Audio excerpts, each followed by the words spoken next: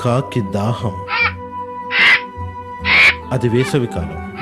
దాంతో ఒక కాకి నీటికి అటు ఇటు ఎగరసాగింది. అడవిలో అణువణువు వెతికిన చుక్క నీరు దొరకలేదు. వేసవికాలం వల్ల వాగులు చెరువులు పూర్తిగా ఎండిపోయాయి. ఇక లాభం లేదని ఎగురుతూ ఓ గ్రామం వైపుగా కాకి బయలుదేరింది.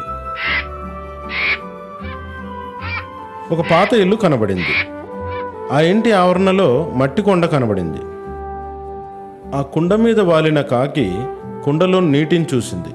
కానీ అందులో నీళ్లు సగానికి మాత్రమే ఉండి కాకి నోటికి అందేలా లేవు. కాకి నిరుత్సాహపడింది. ఏ విధంగా నీటిని తాగలను అనుకుంది. కాకి ఇలా ఆలోచిస్తుండగా పక్కన కంకర రాళ్లను చూసింది. వెంటనే దానికో ఉపాయం తట్టింది.